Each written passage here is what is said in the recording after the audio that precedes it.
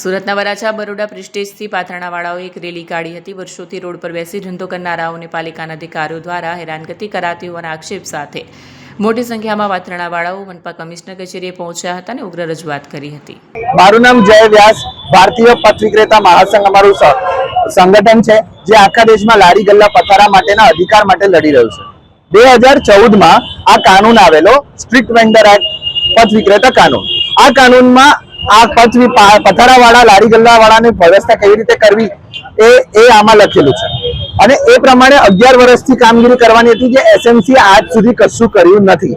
આમાંથી 90% માંથી 10% બી કામ નહીં કર્યું હોય, પણ સર્વે થઈ ચૂક્યો છે અને આમાંથી મોટા ભાગના લોકો પાસે સર્વેમાં એ લોકોનું નામ છે, એમની પાસે ઓળખપત્ર છે, એને ગેરઅંદાજ કરીને એને જોયા વગર આ એસએમસી ગુંડાની જેમ પેલું શું કહેવાય, વાહનો લઈ, પોલીસ લઈ અને બધા પર હુમલો કર્યા કરે છે। રોજ પોટલાઓ બાંધે રોજ અને રોજ પૈસા ખાય। આ બધી દબનગીરીથી અમે બચવા માટે અમારો કાનૂનના અમલ માંગી રહ્યા છે।